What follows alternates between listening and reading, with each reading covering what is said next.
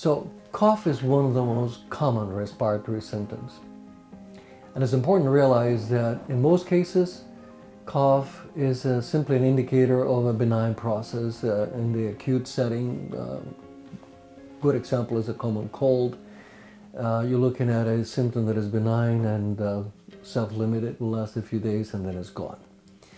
What is important to acknowledge is from the patient's side and the clinician side is that whether the cough is a persistent problem or simply an acute reversible one.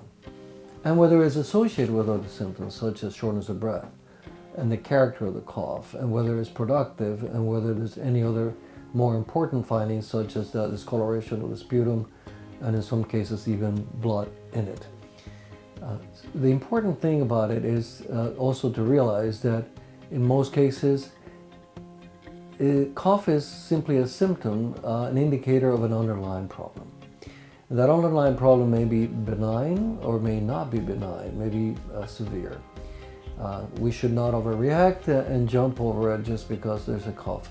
And that underlying problem may not be in the lungs whatsoever. We have a term called upper airway cough syndrome, in which the instigator or the culprit for the cough is not in the lungs, is in the upper airway area, in the voice box and so forth.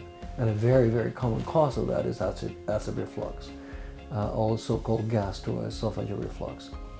Cough is, as I said, a very benign symptom in many cases, but it can be an important symptom to respond to.